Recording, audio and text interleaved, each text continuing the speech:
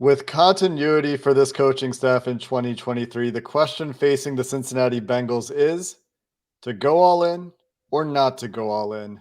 Here's a two-part episode to break it down. You are Locked On Bengals, your daily Cincinnati Bengals podcast, part of the Locked On Podcast Network, your team every day.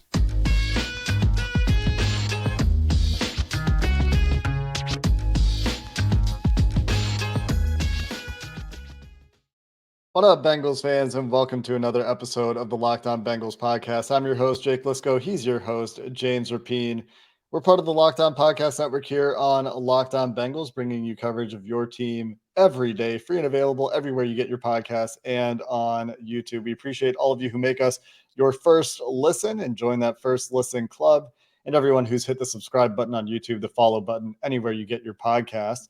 Today's episode is brought to you by FanDuel Sportsbook, the official sportsbook of the NFL. Make every moment more at FanDuel.com/locked on. Visit today to get started. James, there is a question with coaching staff continuity secured for the Bengals, and I don't think that necessarily is a huge factor here, but with all those guys back and knowing there's a clock, or at least feeling like there's a clock on how much longer you have Lou Anarumo and Brian Callahan and Dan Pitcher and Troy Walters and all these coaches who are interviewing for other jobs. You've got a little bit of time left on the Joe Burrow rookie contract. You've got time left on Jamar Chase's rookie contract. You have one more year of T. Higgins' rookie contract. A bunch of other guys also have dwindling time left on their rookie contract. Logan Wilson, certainly one of those names as well. And you've been to the AFC Championship game 2 years in a row. You lost the Super Bowl 2 years ago. You want to get over that hump. You look around the NFL, there's different ways to approach this. The Eagles certainly did some all-in kind of things for their Super Bowl run. The Chiefs kind of went the opposite direction in some ways, but spent a lot of money the year before and certainly had huge cap hits this year. So there are a lot of questions here. We're going to cover them in 2 episodes. Questions like, should they go all in? Will they go all in? What's the history of the Bengals in recent history when they've been in this sort of situation with the quarterback on a rookie deal? What would it look like to go all in? But where it starts is, should they? What are the reasons that they should go all in and do things a little bit differently heading into 2023? The answer is yes.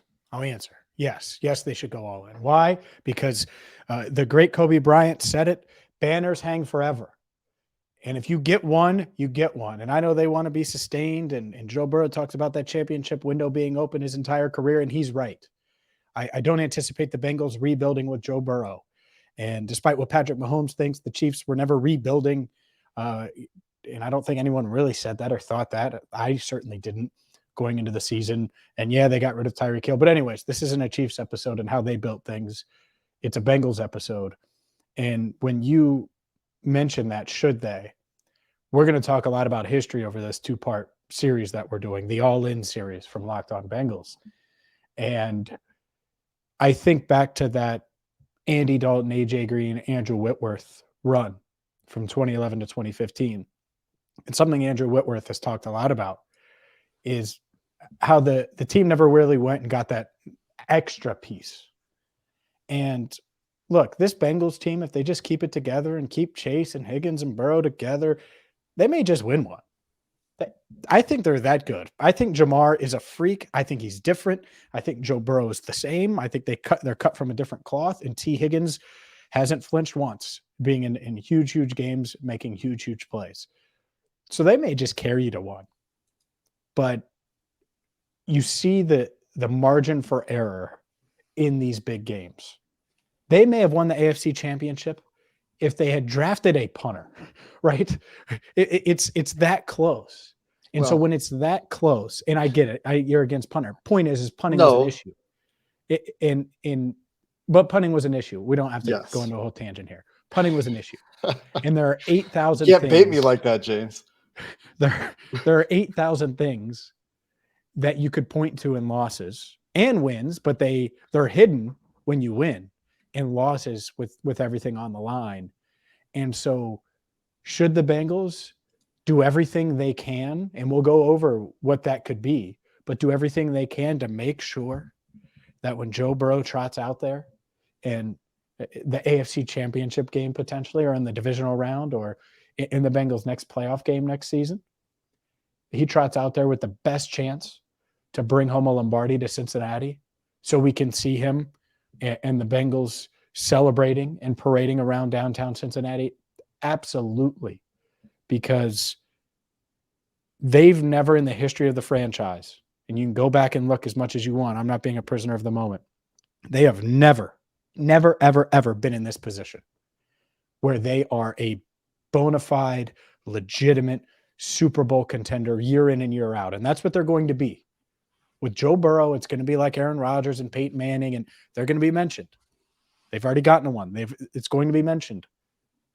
But you want to bring it home. You want to bring it home. And the way to do that, I think, is to go all in. And that doesn't mean that it's going to impact your future in a super negative way where it's grim and you go 5-12 or something like that. And I don't mean that. But that doesn't mean that you can't go all in. And I think we should discuss it, because to me, there's no doubt that they should do it. And there's the way that some teams go all in, and then there's the way the Bengals would go all in. And those things are different. Even if we were to stretch our imaginations, and we'll talk about this and talk about how they could go all in, the Bengals way, even if they did their version of all in, they're going to be okay. And a couple of reasons. It's not the Rams, for example. Yeah. They're not going to F them picks and trade an entire draft for Matthew Stafford to try to, they don't need to. They have the quarterback. They have the most expensive and most difficult to acquire asset that NFL teams need. And so you don't have to trade up for a quarterback. You don't have to trade for a quarterback. You've got that. You've got solid rosters. You've got a bunch of drafts that have hit. And the other thing is, you look ahead. This year, currently, they're at $35.5 million roughly in cap space, according to Over the Cap. Next year, based on a projected cap of $256 million, which is a $30 million increase from 2023 to 2024, their cap obligations currently sit at about $140 million. Obviously, their total liabilities, their obligations are $115, leaving them with $140 in space. Obviously, those numbers change when you add a Joe Burrow extension, potential T. Higgins extension into the mix, potentially bring back Von Bell. But even after all of that, their 2024 cap space should still project to be very healthy. Even with those included, I've gone through the calculator on Over the Cap and I've looked at it. There's still over $100 million in space projected for 2024 after some of those bigger deals. And obviously there's more to fit in. There's rookie contracts to fit in. There's guys to fill out the roster to fit in. Then in 2025, currently, these are the players under contract for the Bengals in 2025. And this will obviously change to include Joe Burrow and Jamar Chase. But currently, it's Sam Hubbard, Alex Kappa in the 2022 draft class. That's it. So when you're talking about future cap obligations and worrying about the future cap health, those commitments aren't made right now. You know what it sounds like? It sounds like they have options. What a beautiful time to have options. That's part of it. They can go a number of different ways here. And when we talk about how they would do it, a lot of those options come from exercising contract structures they haven't used in the past, cutting players at times they maybe wouldn't have done it in the past, approaching free agency perhaps a little bit differently than they would have done it in the past. And we have recent examples of this, right? And that's something that we can talk about. The rookie contract of Andy Dalton, the rookie contract of Carson Palmer, and we saw how they approached those years. There's an article from Paul Dehner Jr. on Wednesday this week talking to Mike Potts and Steve Radicevich and getting their perspective on what the Bengals' approach needs to be to sustain. And those things weigh in to kind of give us some insight into what the Bengals might do. But there's a little bit more here as far as some history we can talk about and what expectations should tell us about what the Bengals could do and why they might split the difference, things that are different now than they were in 2013. We can start to talk about some of those topics coming up next. Today's show is brought to you by the #1 protein bar on the planet, Built Bar. If you're looking for a delicious treat, but you don't want all of the fat and calories, and I got to be honest, I'm certainly in try to get lean mode right now. after the season. That's what happens. You're on the road, you're traveling, you're not eating as healthy. Well, Built Bar helped me throughout the year, but I'm leaning on them even more right now to get a bunch of protein, low sugar, low calories, and you don't sacrifice taste because, well, they're covered in 100% chocolate. They taste great. And now they're easier than ever to get because you don't have to just go to built.com to get your Built Bars. Of course, you can still go there at built.com, but they're at your local Walmarts. They're at your local Sam's Clubs. And so maybe you want to pick up a 4-bar box of cookies and cream double chocolate or coconut puffs. You can do that at Walmart. Or if you're going to Sam's Club, grab a 13-bar box with flavors like brownie batter and churro. This is the number one protein bar on the planet. I've been eating Built Bar for years, long before you heard about them on this show. So try them today at built.com or Walmart and Sam's Club. Let's take a trip back in time. It's 2013. Wow. The 2012 Look season at you. Just you got a time machine? I didn't know. Jake Lisco has a time machine, ladies and gentlemen. It's wild. Go ahead. We're all invited on this trip. It's 2012. The Bengals have just finished Andy Dalton's. That would be his second season with AJ Green. They've made 2 straight playoff appearances. They've got cost-controlled players all over the roster. They've got an offensive line. They have a second-round quarterback who's playing well.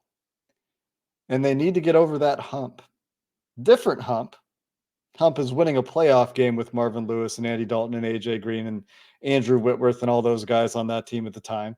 Now that hump is winning a Super Bowl. It's a little bit different, but there are similarities. You got a quarterback early in his deal. You've got cap space. And going into that offseason, Bengals had $53 million of cap space, which cap was much lower then. So $53 million now sounds like a lot. Then it sounded like a lot more. They didn't have a ton of their own guys as free agents. They had Michael Johnson. They had Andre Smith, Andrew Hawkins, Ray Maluga, Adam Jones, Pac-Man was a free agent. They were picking late in the first round. We talked about this draft incidentally earlier this week as well. And what did the Bengals do that offseason? They were continued believers and practitioners and build through the draft, keep your homegrown talent. They kept Michael Johnson. They kept Pac-Man Jones. Their big free agent signing, quote unquote, big free agent signing was James Harrison. And what did they do the next year? Lost in the first round of the playoffs again. They had an opportunity there to do things a little bit differently, to be a little bit more aggressive, and they didn't go that route. Mm-hmm. It's a couple things. In one, obviously they're much different. They've approached free agency much differently. And so that to me shows the hope that they will be and continue to be more aggressive. And looking at that team, I still don't think after a couple of seasons you knew exactly what it was. They probably should have beat the Texans in that 2012 playoff game. If Dalton is about a yard, he was about 1.5 yards, 2 yards too long on an AJ Green deep ball that would have given them the lead. And they end up losing that game. And that's a big what if in Bengals history. But you still didn't really know, like, is Andy Dalton the guy? Is this, it was just really weird. So we know Burrow's the guy. He's a top 5 guy. He's everything you thought Carson Palmer was after the 2005 season, but his knee injury came a year early before the team made the leap. And so expectations are as high as they've ever been. And so to me, I think the franchise knows that. And that's what's going to be interesting here is the approach is certainly different than it was in 2013. But how different? Because you're right. There's still the history. There's still people that say, oh, well, this ownership they're cheap. And I was on a radio station on what was it? Wednesday morning. And they were like, yeah, Mike Brown's known for being cheap. And I corrected him to a degree, but that is still out there.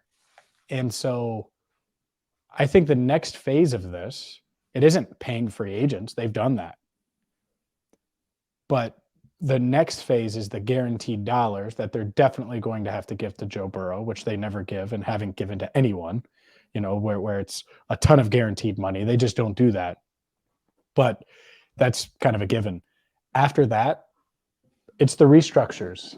It's the different things that you could do to potentially not keep the window open, because I think it's going to be open, but to make yourself and give yourself every advantage possible, and in the different moves you can make. And you're right, though. History says one thing, and until they do it, until they continue down this path, people are going to bring it up and say, oh, well, you never really went all in from 2011 to 2015. You never really went all in during the Carson Palmer years. And that was harder to do because they had some up and down years. He had injuries, and there was a lot of questions. It was just like a weird era of Bengals football that could have been really promising. And I think you play that 10 different times and probably ends up better most of them, but it didn't. And so this generation is going to be better. I'm confident in that. But is the franchise going to continue to move forward? I think that's a big question. They have to do it differently.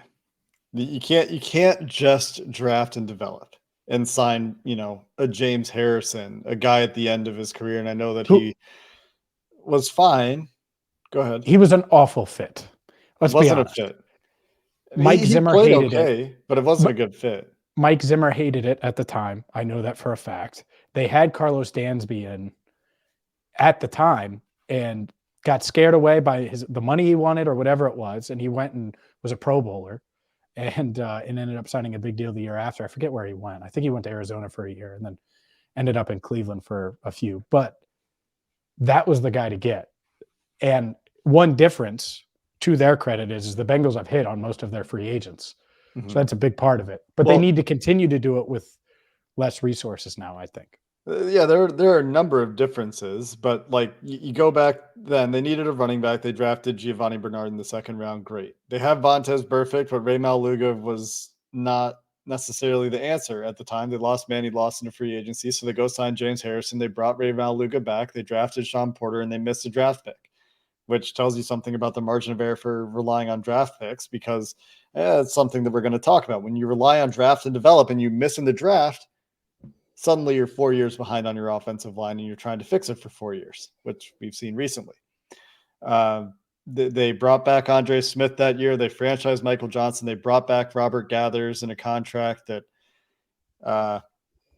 that's one of the loyalty contracts that we saw them honor a little bit too long. Loved Robert Gathers as a player, but from a resource allocation perspective, could have done better. Wallace Gilberry was back. They re-signed Terrence Newman and Adam Jones, Pac-Man Jones. And I mean, it's just re-sign, draft. And there are worse things to do than re-sign your own players, but you can do both, especially when you have as much cap space as they had. And so that's something that you look at and you think could be a little bit different. Yeah. Right. I agree. And so now the question is, because history says one thing, at the top of the show, I said, yeah, they should. I think you agree. But will they? And I think that's the next phase of this discussion. Will they do it, given this new iteration, given the changes that they've certainly made over the past few years, the aggressiveness they've had in free agency, all of those things? Will the Bengals go all in? Yes, we're hammering that phrase over the next couple of days here on Locked On Bengals. We will discuss that next. Today's show, though, is brought to you by FanDuel. And the NBA trade deadline has come and gone. And what does that mean? Well, that it's the perfect time to download FanDuel, America's #1 sportsbook, because new customers get a no-sweat first bet up to $1,000. That's bonus bets back if your first bet doesn't win. So if you want to wager on Kevin Durant and the Suns, maybe you think that LeBron James and the Lakers are going to turn things around and make a postseason run, well, you can bet on everything from the money line to point scores, threes made, from prop bets to straight up money lines, and so much more. FanDuel has a ton to offer. So don't miss the chance to get your no sweat first bet up to $1,000 in bonus bets when you go to FanDuel.com/lockedon. That's FanDuel.com/lockedon to learn more. Make every moment more with FanDuel, an official sports betting partner of the NBA. The past few years, the Bengals have done things differently in free agency. DJ Reader, Trey Henderson, Trey Waynes got huge contracts. Lel Collins, I should start with Alex Kappa and Ted Karras, day one signings, the first signing announced in 2022's free agency, and then the courtship with Lel Collins. They were spending money. The identification and signings for Chidobe Awuzie, Mike Hilton, finding value. They were crushing it in free agency. This is something they haven't done before. Mike Brown reportedly, by all accounts, by all indications, less active in terms of day-to-day operations and decision-making than he used to be, handing over increasing amounts of that work to other parts of the front office. Duke Tobin, Katie Blackburn, and the rest of the people working at the top of the organizational chart. But now you're at a point where, and this goes back to Paul Daniel Jr.'s piece where he talked to Steve Radicevich and Mike Potts, they're trying to sustain. They've built this team that's been to the top of the NFL or near the very top of the NFL in the playoffs 2 years in a row. They've obviously got some free agents this year. And, you read these quotes, and we'll read a couple of them. You start to see a little bit of the old philosophies. Draft and develop and keep your own guys. Okay, so let's start with one by Steve Radicevich. The last couple of years, we've been able to add in free agency where we were missing guys and add some depth, add starters through free agency. Now it's going to be keeping our guys, sustain the roster we have, then build through the draft and waiver claims. Mike Potts adding similar sentiments. It's more just a cap situation in terms of maybe we can't go out and afford those high dollar free agents or as many of those as we would have if there wasn't going to be certain players that will eat up a good chunk of the cap. And he's not wrong. That puts an emphasis on retaining our own guys and keeping that chemistry in the locker room going. You're going to have to make some tough decisions here and there. Yep. And I mean, what did we just talk about? The margin for error that leaves you. If you're not getting better, you're losing some guys because you can't keep everybody, and you're not replacing that stuff. You have to put so much pressure on the draft. And they're drafting later than they ever drafted in that Dalton era. And that's the other part of it. And get used to it, because Joe Burrow isn't going to have you drafted fifth. All right. I know he did after his rookie year. Guess what? You wouldn't have even been in the top 10 had he stayed healthy. You would have won a couple more games and been in trouble when it comes to adding a talent like Jamar Chase. So that's the aspect of it. I don't think you can necessarily bank on the draft the same way. And it's going to be about evaluating free agents, much like they have, and finding the good values. I agree. They're not going to go get an Alex Kappa this year or a DJ Reader or obviously no Trey Waynes, even though corner could be a need. There's no Trey Hendrickson coming down the pike when it comes to free agency. I understand that. And I think all of our listeners understand that. But it's also a Bengals team that has been great for 2 seasons, been to back-to-back AFC Championship games. Joe Burrow is one of the biggest stars in the game. Jamar Chase, the locker room culture, all of those things. This is an attractive destination now. And that's the other part of this, where you have an entire coaching staff that's together, that's been great at, along with the scouting department, identifying free agents that would fit and work here in Cincinnati. And now you're a destination. I still think they can add. Now, I get downplaying it to Paul and not saying, oh, well, because they're not going to get these super high dollar guys. But that doesn't mean you can't add that way.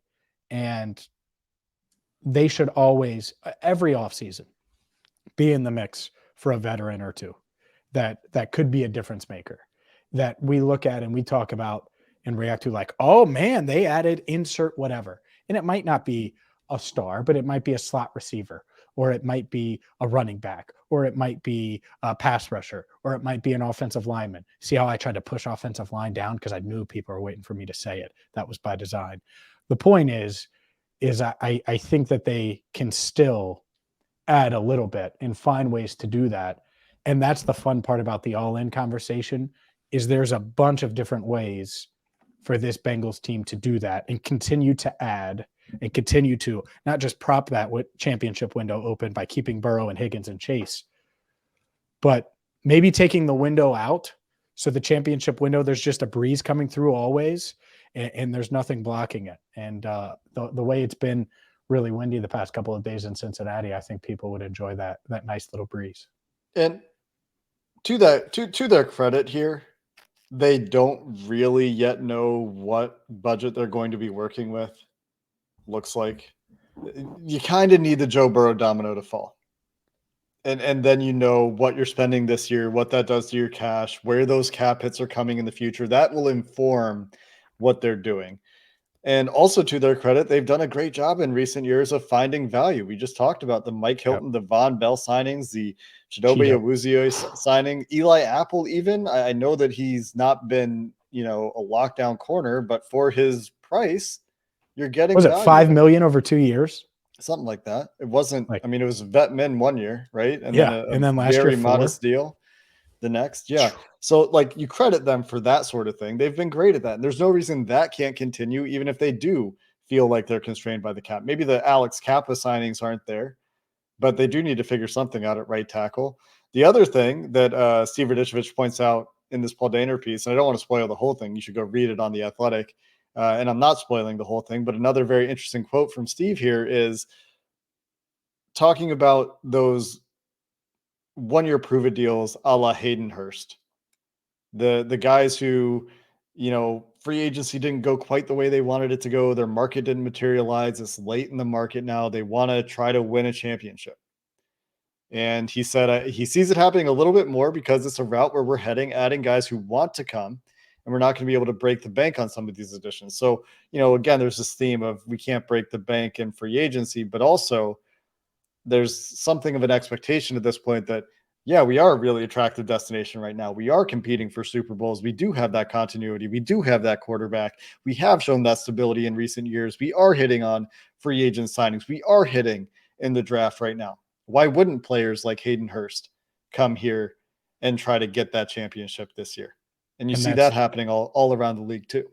No doubt. And that's where Burrow comes in, right? With the cookies and crackers meeting with Lyle Collins or whatever the case is, right? You have him help where he can, and even more so now because there really isn't a question now about the Bengals. They've established themselves as one of the AFC's best teams, one of the NFL's best teams, and I think that's the expectation for the foreseeable future. After that Super Bowl run, I think there were at least some questions. There aren't anymore, really. Well, when it comes to that, will they win a championship? I don't know, but I think they've shown that they're one of the best teams in the NFL. So, yeah, why would you not want to come here and ring chase? That's a position that I don't think they were truly in during the Andy Dalton era at any point.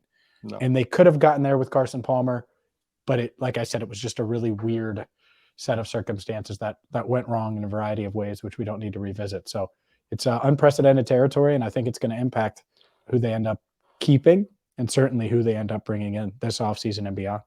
And so one of my other takeaways here before we get out of the well-day conversation and transition to the next episode, and in the next episode, we're going to talk about, what could it look like?